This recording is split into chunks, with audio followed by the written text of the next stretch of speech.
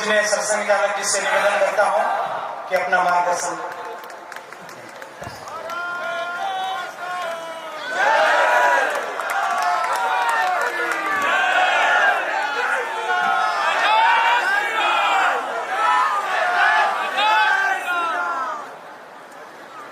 मंच पर उपस्थित श्रद्धेय संतद्वय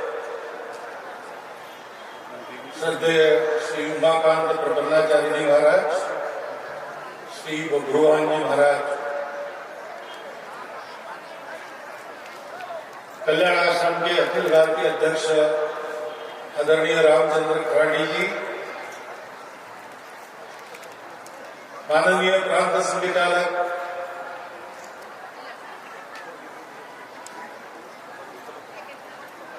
आदरणीय रणजीत सिंह जी, आदरणीय प्रबल प्रताप जी,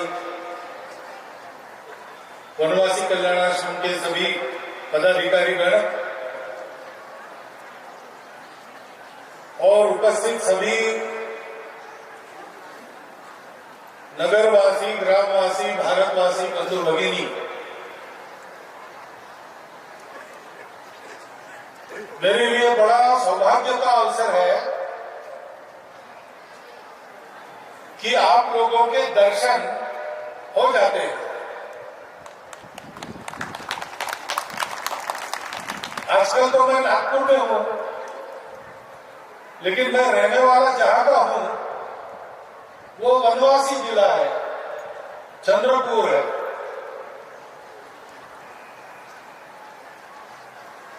और बचपन में तो बहुत ज्यादा शहर और वनवासी ग्रामीण ये भेद नहीं था, बहुत आना जाना चलता था।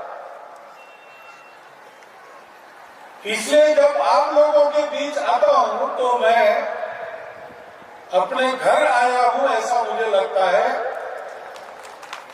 बचपन के सुमधुर जीवन में फिर से आया हूं ऐसा लगता है। और सहयोग की बात ऐसी है कि ये आने का जो योग बना वो कोई बहुत विचार करके तय नहीं हुआ, ऐसे ही तय हो गया। लेकिन जनजातीय गौरव दिवस, भगवान बिरसा का जन्मदिन और स्वर्गीय श्री दिलीप सिंह जी जूदेव जी की प्रतिभा का अनावरण, ये दोनों बहुत जुड़ी हुई बातें या इस सहयोग में जुड़ गई।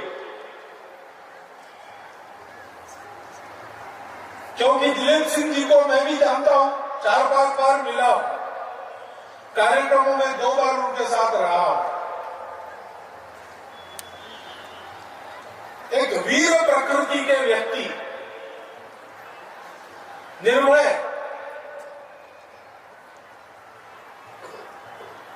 और ज्ञान, संपत्ति, सत्ता सब कुछ होने के बाद भी अतिशय विनम्र रहने वाले, ये होने के बाद भी मन का अपनेपन जो नहीं भूले और जनजातीय समाज के गौरव के लिए जो सदा खड़े रहे, ऐसा मैंने उनको देखा। इस काम को वो बड़ा पवित्र मानते थे। जीवन में जो कुछ बने वो उसका उपयोग इसके लिए किया उन्होंने। लेकिन मैं जानता हूं कि ऐसा कुछ नहीं बनते तो भी वो इसके लिए परिश्रम करते रहते, क्योंकि अपने देश, धर्म, संस्कृति और देशवासियों के प्रति उनके मन में बहुत प्रेम था। हम सबको अब प्रेम स्मरण है।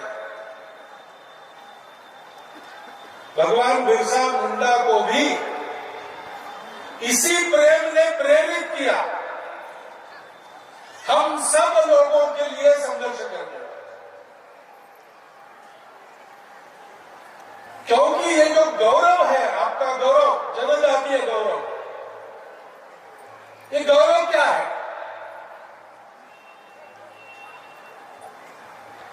बब्रुवान जी ने बताया, अपने पूर्वजों की परंपरा अपना गौरव, क्योंकि वो हमको बताती है हमको कैसे जीना है।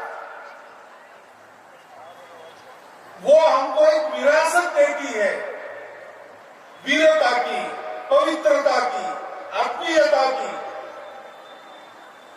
जीवन के संघर्ष में हम लड़ सकते हैं, ऐसी हिम्मत देती है। गौरव अपना स्वधर्म है, और धर्म के मामले में तो जनजातीय गौरव ही भारत का धर्म गौरव है।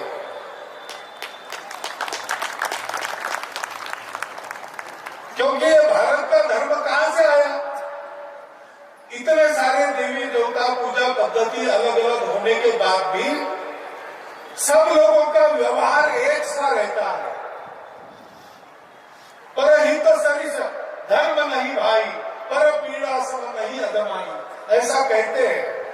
ये धर्म आया कहां से? ये धर्म खेतों में और जंगलों में से उपजा है। भारत के सभी धर्म भारत को यहाँ के कृषकों ने और वनवासियों ने दिए हैं।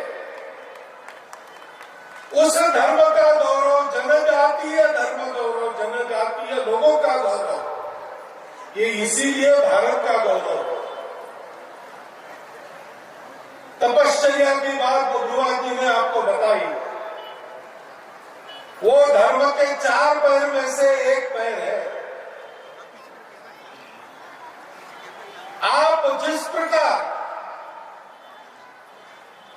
सत्य के पीछे चलते हैं, जनजातीय समाज की प्रसिद्धि है, वहां झूठ नहीं होता, वहां अप्रामाणिकता नहीं होती।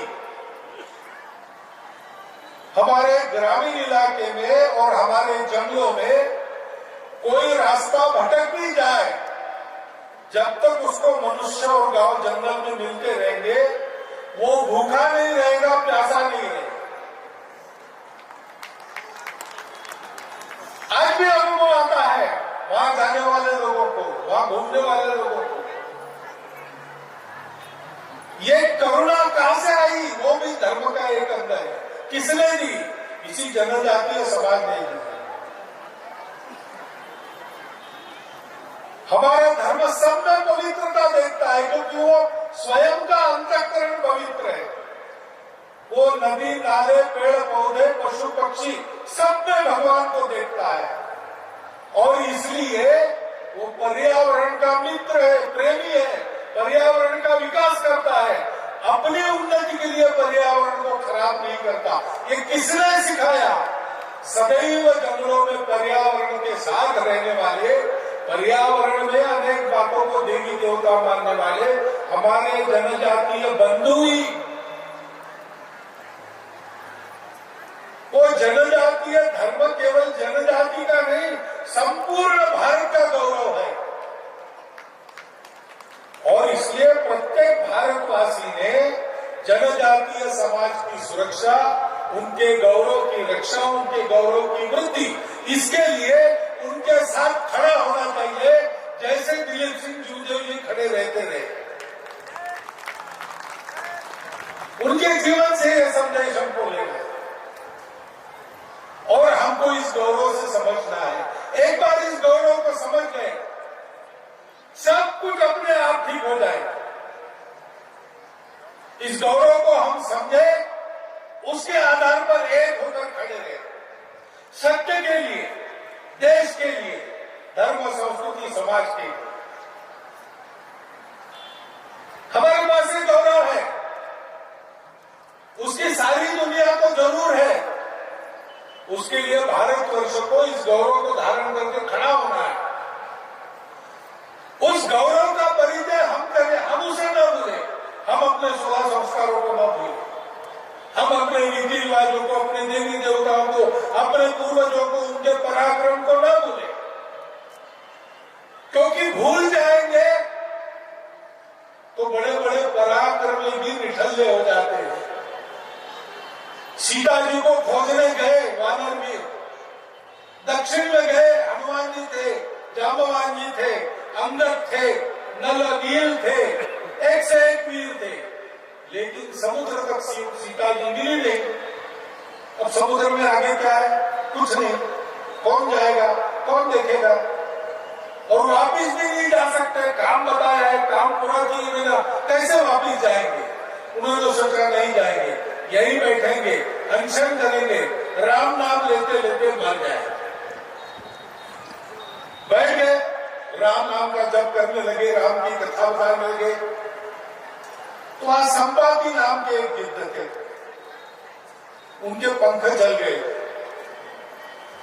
क्योंकि संपाति और उनके छोटे भाई जटायु बचपन में उन्होंने सोचा, पराक्रमी लोग थे, बड़ी कल्पना करते थे, उनको लगा सूरज तक जाएंगे उड़ते उड़ते, और दोनों सूरज की तरफ गए। लेकिन सूरज का ताप महाभयंकर होता है, हम इतना दूर पृथ्वी पर है, हमको भी सहन नहीं होता। वो जैसे ही पास गए जलने लगे। तो जटायु अपने छोटे भाई को बचाने के लिए संपाति ने अपने पंखों का घेरा उसके इर्द गिर्द कर दिया, उसको अपने आगोश में लिया। तो संपाति के पंख जल गए, जटायु संपाति दोनों गिर गए। जटायु गिरते गिरते पंख थे इसलिए उड़ गया, दूर चला गया। संपाति वहां सागर किनारे दक्षिण में गिर। अब बिना पंख का गिद्ध, उसको खाने को क्या मिलेगा? बहुत कठिन स्थिति थी। उन्होंने देखा कि यहाँ कुछ वानर बैठे हैं और खा कुछ नहीं रहे, तो मरेंगे, मरेंगे तो मैं उनको खाऊंगा तो मेरी भूख शांत हो जाएगी। इसलिए उनके पास चले गए, मरने की राह उनके देखने के लिए पास गए। तो राम की कथा सुनी, उसमें जटायु का नाम सुना। तो जटायु का नाम सुना तो गए उनके पास, बोले आप जटायु का क्यों नाम ले रहे हैं? आप जटायु गिद्ध की बात कर रहे हैं, वो तो मेरा छोटा भाई है, उसका समाचार क्या है आपके पास, बताइए हमको। तो समाचार क्या था? समाचार यही था कि सीता जी को बचाते समय रावण से युद्ध करते करते जटायु को वीरगति प्राप्त हो गई, शहीद हो गए, हुतात्मा हो गए। वानर वीरों ने बताया तो कुछ शोक वगैरह जो करना किया, श्राद्ध किया जटायु का, और फिर वानर को कहा, हनुमान जी अंदर सबको कहा संपाति ने कि आपने मेरे भाई की खबर दी, मैं उसका श्राद्ध कर सका, इसलिए अब आपका कोई काम बताओ जो मैं कर सकूं। उड़ तो मैं नहीं सकता, लेकिन मेरी नजर कहीं भी जा सकती है, बड़ी तेज नजर है। तो जांबवान जी ने कहा कि देखो भाई, हम सीता जी को खोजने निकले और यहाँ तक आए, मिली नहीं। एक रावण नाम का राक्षस उनको अपने विमान में बिठाकर ले गया, इसी दिशा में गया है, वो आगे कहीं गया हो तो कहाँ है बताओ। तो संपाति ने अपनी नजर सागर पार गड़ाकर बताया कि है, उस रावण की लंका है 100 योजन दूर, उस लंका की राजधानी है, उस राजधानी के पास एक अशोक वन है, वहां एक शीशम के वृक्ष के नीचे वो बैठी है सीता जी, मैं देख रहा हूं। तो पता चल गया सीता जी का, सबको आनंद हो गया। लेकिन अच्छे कार्यकर्ता कहीं सुनी तो विश्वास नहीं करते। उन्होंने कहा संपाति ने देखा, लेकिन हमने तो नहीं देखा, तो देखने जाना पड़ेगा 100 योजन, कौन जाएगा?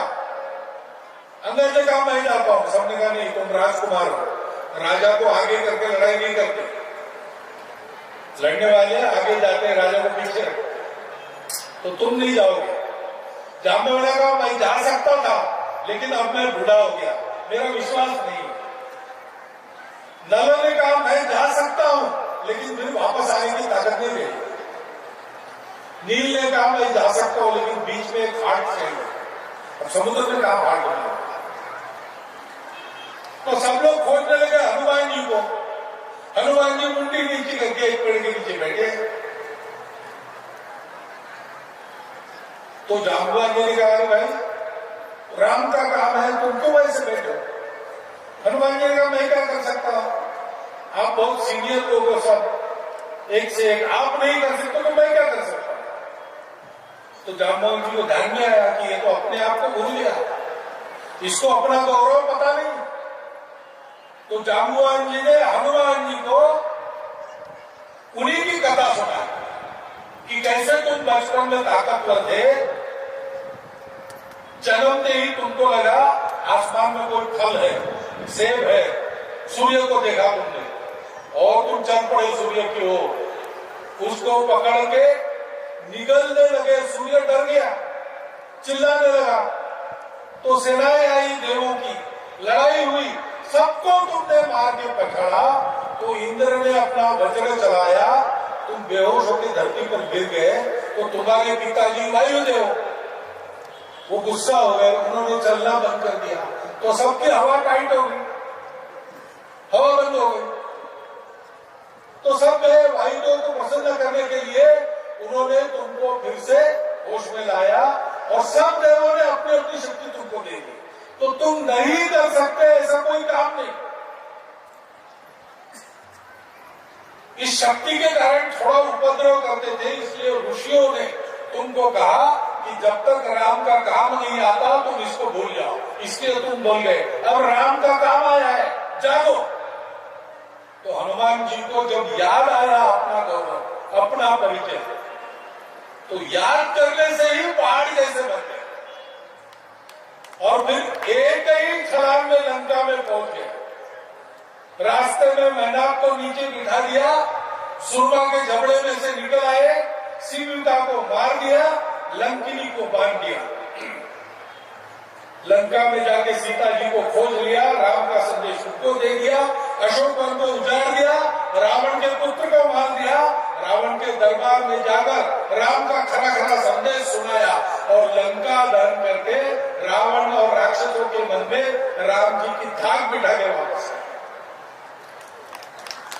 हमारा भी गौरव है और जनजातीय गौरव हमारे गौरव का मूल है। जनजातीय जीवन पद्धति हमारी भारतीय जीवन पद्धति का मूल है। जनजातीय सारे रीति रिवाज हमारे हरेक रीति रिवाजों के मूल है। भारतवर्ष का मूल कृषि और वनों में है, वहां से उपजी हुई ये संस्कृति है, उस संस्कृति की दुनिया को आवश्यकता है। ये भगवान का काम है, भगवान का काम उपस्थित हुआ है। अब हमको जागना है, अपने गौरव का स्मरण करना है, उस गौरव पर पक्का रहना है। अपने देश, धर्म, संस्कृति, समाज, इसका गौरव मन में रखकर उन पर पक्का रखना है, पक्का रहना है।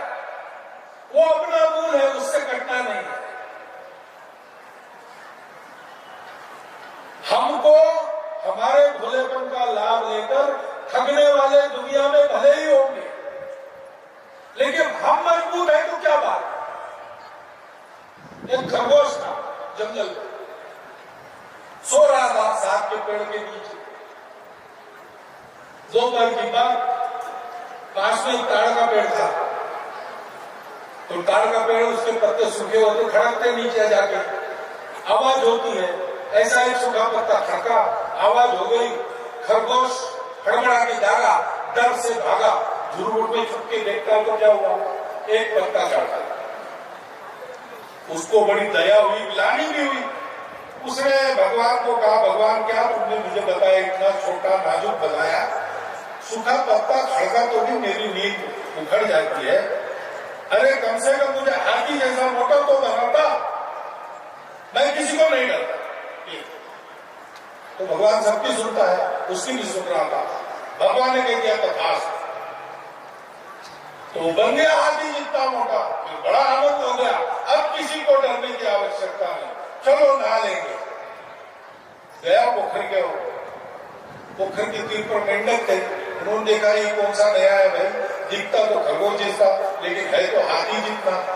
वो भागने लगे तो उसने पुकारा, रे डरो मत, डरो मत, मैं वही खरगोश रोज वाला, मैं हाथी जितना बन गया हूं, तुमको कुछ नहीं करूंगा। उनका अच्छा, लेकिन तुम हमको कुछ नहीं करेंगे, लेकिन पानी में मत जाओ, वहां एक मगरमच्छ है, वो पानी में तो हाथी को भी भारी है, तो तुमको खा लेगा। तो डर के मारे वापस आया उल्टे पैर, अपनी जगह जाकर रोने लगा, भगवान क्या फायदा इतना बड़ा शरीर दिया, वो मगरमच्छ कम से कम उसकी जैसी ताकत और काटे तो देता। भगवान ने फिर कहा तथास्तु, मोटी मोटी खाल उस पर काटे, आ गए, ताकत भी आ गई, उसको लगा चलो अच्छा हो गया, अब किसी से डरने की जरूरत नहीं। बाहर आया तो शेर की गर्जना सुनाई दी, शेर की आवाज सुनाई दी, स्वभाव से तो खरगोशी था, दुबक गया, फिर से रोने लगा, हे भगवान कम से कम उसके जैसी आवाज तो देता, किसी का आवाज से डरने की। भगवान ने तथास्तु कह दिया, आवाज भी आ गई शेर जैसी। फिर निकला तो देखा कि जंगल के सारे जानवर भाग रहे, हिरण भाग रहे, सियार भाग रहे, बंदर भाग रहे। अरे क्यों भाग रहे हो, कहाँ जा रहे हो? तो बचना है तो तुम भी भागो, हाथियों का झुंड आ रहा है, रास्ते में जो कुछ है उससे रोक रहा है, बच नहीं पाओगे, बीच में आ जाओगे। फिर भागने लगा, छुप गया, फिर रोने लगा, भगवान ये क्या मजाक कर रहा है, मुझे हमेशा कुछ देता है और मेरा डर नहीं जाता। तो भगवान ने उसको कहा कि अरे ये सब बड़ा आकार और कांटे गर्जना, इसकी आवश्यकता क्या है? तुम्हारे खरगोश जैसे शरीर में ही एक स्वगौरव से भरा, स्वाभिमान से युक्त, बलशाली, निर्भय दिल मांग लेते, हृदय मांग लेते, तो तुमको डरने की जरूरत ही नहीं रही। हम लोगों को भी इसको नहीं सोचना है हम क्या है, कैसे, हम जो भी है सारी दुनिया को भारी है, क्योंकि हमारे पास अपना गौरव है, अपना धर्म है, अपना स्वाभिमान है, और दिलीप सिंह जी जैसी निर्भयता भी हमारे पास है। दिलीप सिंह जी और बिरसा मुंडा जैसे आदर्श हमारे पास है, उन्होंने हमको बताया है जीना कैसे, हम वैसा जिएंगे और अपना स्थान दुनिया में प्राप्त कर लेंगे। मुझे लगता है कि मुझे ये जो सहयोग मिला है, मैंने भाषण तो आपको दिया, लेकिन ये केवल आपके लिए नहीं है, ये मेरे लिए भी है। मैंने इतनी बड़ी संख्या में अपनी पारंपरिक वेशभूषा में, अपनी पारंपरिक नृत्य करते हुए आपको देखा। क्या स्वर्गीय दिलीप सिंह जी उदय जी का स्मरण हुआ, क्या भगवान बिरसा की प्रतिमा पर मैंने माल्यार्पण किया, तो ये सारी बातें मेरे मन में आई, और जो मुझे उससे लगा, उसका जो निष्कर्ष मुझे मिला, वो मैंने आपके चिंतन के लिए आपके सामने रख दिया है। उसका विचार करें, और आप विचार करेंगे तो ठीक ही करेंगे। उस विचार के अनुसार अपने लोगों के साथ, अपने नेताओं के पीछे, अपने धर्म, संस्कृति, समाज और अपने देश के लिए हम सब लोग स्वाभिमानी, निर्भय होकर चलते रहे, इतना एक अनुरोध आपके सामने रखता हूं, और आपको फिर से कृतज्ञतापूर्वक नमस्कार करके मेरे 4 शब्द समाप्त करता हूं।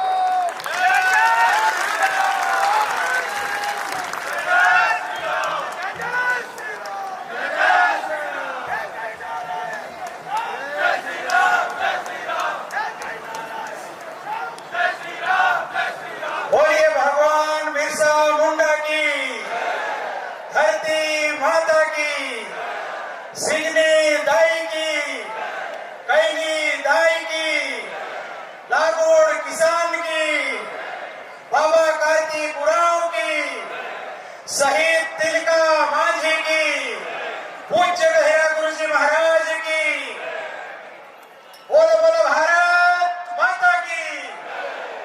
धर्म की रक्षा कौन करेगा? हम करेंगे, हम करेंगे। संस्कृति की रक्षा कौन करेगा? हम करेंगे, हम करेंगे। परंपरा की रक्षा कौन करेगा? गांव की रक्षा कौन करेगा? बोलिए शहीद दिगंबर पीताम्बर की,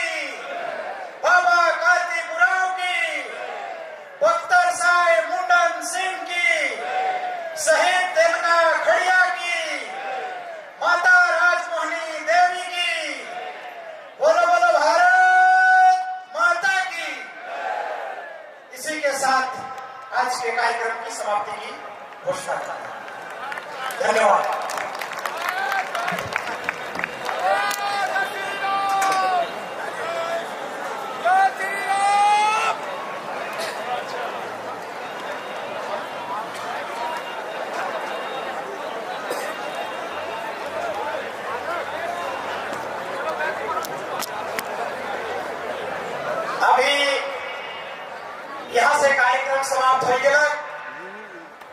रावरे मन जैसे जैसे अपन साधक से आई ही